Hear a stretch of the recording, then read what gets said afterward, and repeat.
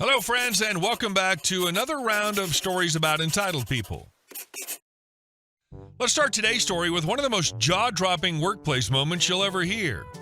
But before we begin, best way to support our channel is to leave comments, like, and subscribe with a turned-on bell so you don't miss the new video every single day.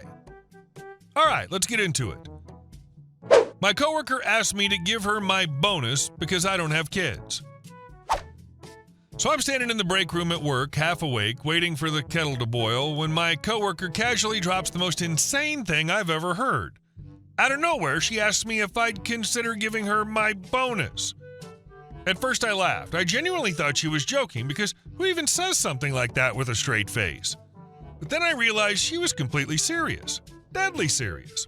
Her reasoning? Apparently, I don't have responsibilities the way she does. According to her, I'm always spending money and living freely while she's struggling to make ends meet with kids at home.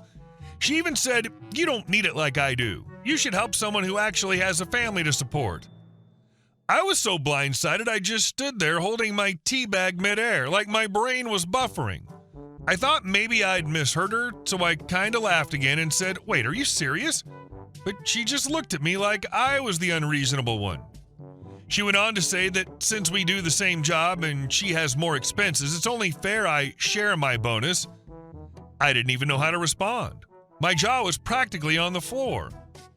I've worked with her for a few years now. We've had lunch together. I've listened to her vent about her marriage and her bills. I've even covered for her countless times when she had to leave early for childcare or family emergencies. I always thought we had a good friendship. I genuinely wanted to help her when she needed it, but this crossed a line I didn't even know existed. It hit me like a ton of bricks. Everything I've ever told her about my life, that I lived alone, that I like traveling, that I don't have kids, she'd twisted into some narrative that I'm selfish or better off than her. Like I'm supposed to feel guilty for managing my own finances and not having children. And the way she said it wasn't even a shy ask. It was almost demanding. She kept insisting that I didn't need it and acting like it was my moral obligation to help her out. It felt manipulative, almost like she'd rehearsed it.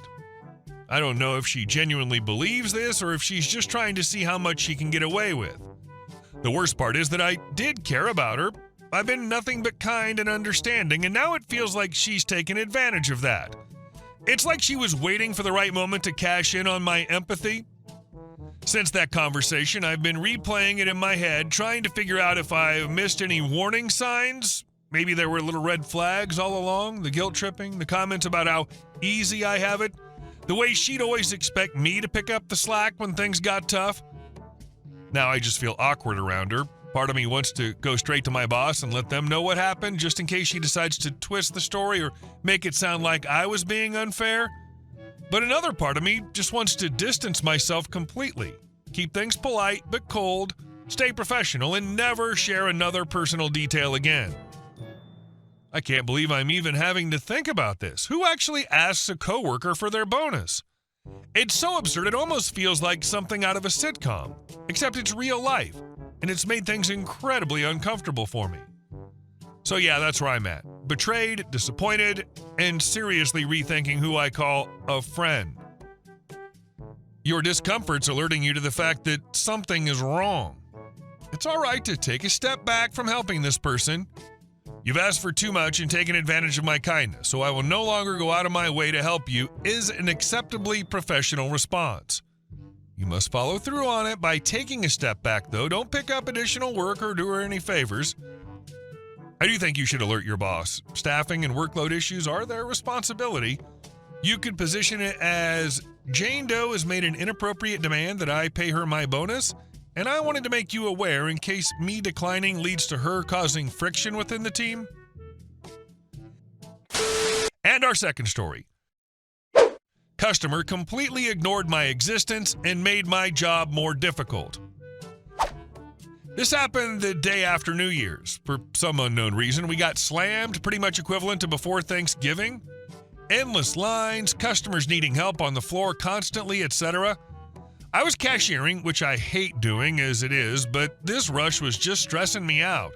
1 hour felt like 5. I couldn't even take a drink of water. I'm not one of those people that gets ticked off if someone's on their phone or not being chatty. I don't care. All I ask is if you're checking out, then be checking out. Don't have me start and then realize you have other shopping to do and be gone forever. And don't be so wrapped up in your phone call that you're not paying attention and I have to interrupt you. So I had a customer. She ran into someone she knew the next line over. I could hear them talking when I was ringing the customers ahead of her. I finally get to her. She doesn't move. She's so wrapped up in her conversation, she doesn't even acknowledge it's her turn. Other customers are looking back and forth at them. It wasn't like I could just take the customer behind her because our lanes are narrow, so I walk out and grab her cart. We unload the carts. A minute or two later, she takes the 2 steps forward. I say hello to be polite. Her and her friend are still lost in conversation. She either didn't hear me or ignored me. Whatever. Other people are still looking back and forth between them with a look like, seriously? Now, while I was emptying her cart, I noticed she had reusable bags. I already started bagging her stuff and paper and thought, well, it wasn't important enough for her to pause her conversation for 2 seconds and tell me. Too bad she gets our bags now. I finally finish and tell her the total. She looks at me confused and says, what? So I repeat it. She puts her card in and returns to talking. She's so oblivious that she doesn't hear the card reader going off telling her to remove her card. I tell her and she says, oh. Finally, put her bag groceries in her cart, give her her receipt, and assume she'll move. Nope. She stands there and keeps talking to her friend, getting in other customers' way. Then her friend finishes and they stand in the walkway talking, getting in everyone's way. Someone later told me 2 people were blocking the door. I assumed it was her. Usually stuff like this doesn't get to me, but it's like, how self-absorbed can you be? It's annoying when people block the aisle because they're talking. This was like a whole new level. I swear, people like her act like checkout lines or social lounges. And the reusable bag thing, you were absolutely justified in giving her paper. If she can't pause her conversation for 2 seconds to say, hey, I brought my own, then she gets whatever bags you've got on hand.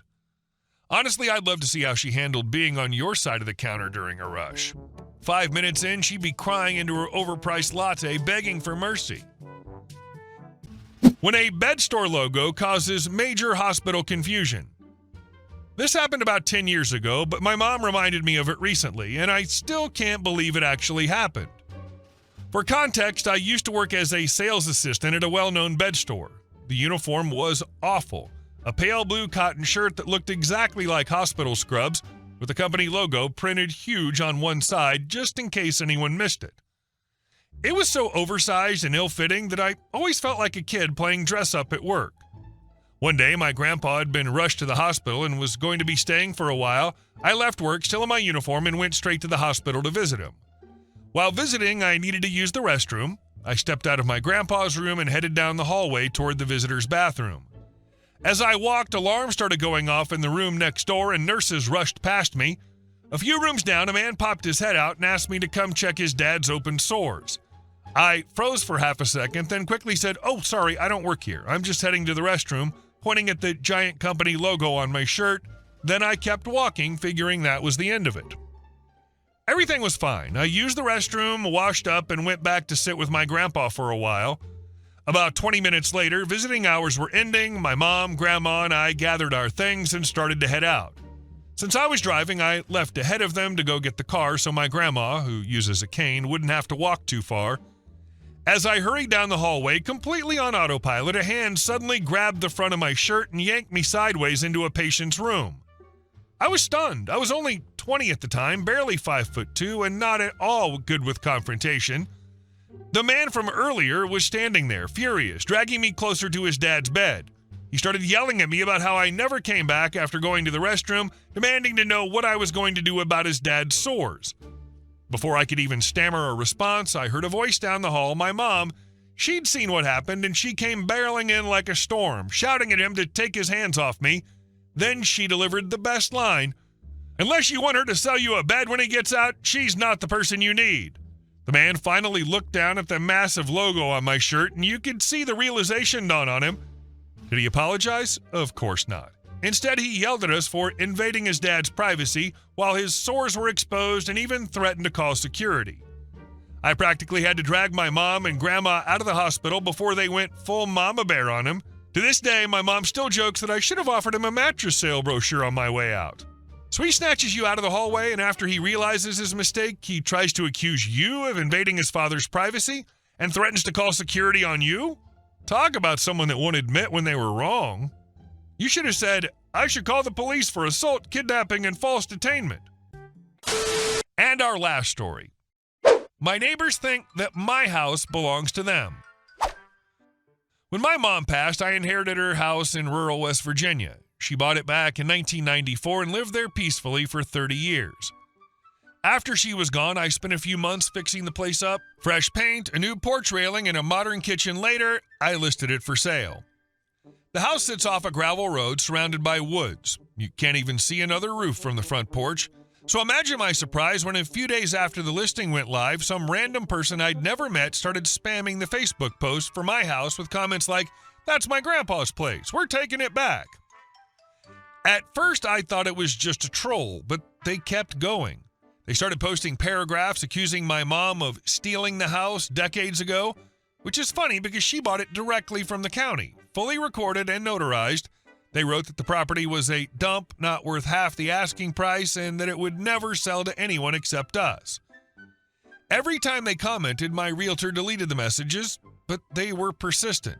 Within 24 hours, they were messaging my realtor directly, calling him an idiot and saying he was violating their freedom of speech. Yes, you read that right. Apparently, deleting delusional comments on a sales post is a constitutional violation. The next morning, things escalated. The realtor forwarded me an email they sent him. It was a rambling manifesto about how they were entitled to the property because their grandfather built it with his own hands. The email also included 5 photographs of my house, close-up photos, clearly taken from my yard. That's when my blood ran cold. This wasn't just an internet idiot. They were physically coming onto my property, taking pictures, and trying to intimidate potential buyers. I drove out there that same day. Sure enough, there were fresh tire tracks leading up my driveway right past the for sale sign. They'd crossed the line from annoying to creepy. So I installed no trespassing signs, big, bright yellow ones at both entrances. Then I called my lawyer. We drafted a cease and desist letter detailing every instance of harassment, the Facebook comments, the emails, the photos, the trespassing. We made it clear that further interference with the sale would result in a lawsuit for damages. My attorney even threw in the term tortious interference with contractual relations, just to make it sound as serious as it was. We sent it certified mail. 2 days later, my realtor got another message from them. "You can't threaten us for speaking the truth. The house will never sell. You should just take our offer, $30,000 cash, and we'll forget this ever happened." $30,000 for a fully renovated 3-bedroom house in good condition. They really thought they could harass their way into a deal. I forwarded that to my lawyer, who practically cackled over the phone. "Perfect. That's proof of intent. They're admitting they're trying to interfere with your sale to pressure you into selling to them." He immediately filed the paperwork for a civil suit. When they were served, they sent one last email to the realtor claiming we were violating their rights and that God will punish those who steal from the rightful family. At this point, even my lawyer was rolling his eyes. The sheriff's office also got involved, not criminally yet, but enough to make sure they knew to stay the hell off my land. After that, they went silent. The Facebook account disappeared, the email stopped, and no more surprise photos appeared in my inbox. I guess the words civil damages and law enforcement did the trick. A few weeks later, the house sold for over asking price to a lovely couple from Pennsylvania. During closing, my realtor told me he'd never seen anyone look so defeated as when those neighbors found out someone else bought it. They'd spent all that time trying to bully, harass, and threaten their way into a property that was never theirs. And in the end, they got nothing but a lawsuit and legal fees. This is the blend of entitlement and stupidity. They thought that spamming Facebook comments and trespassing on private property would somehow rewrite decades of legal ownership? What a crazy people. Their offer, 30 grand for a house you just renovated, like harassing you with some kind of coupon code? The fact that your attorney was laughing says everything. The situation shows how quickly digital harassment can turn into real-world intimidation. What began as Facebook comments became a physical privacy breach. And your calm procedural response is exactly how to handle it. Hey guys, thank you all for watching the video. I'll see you in the next one.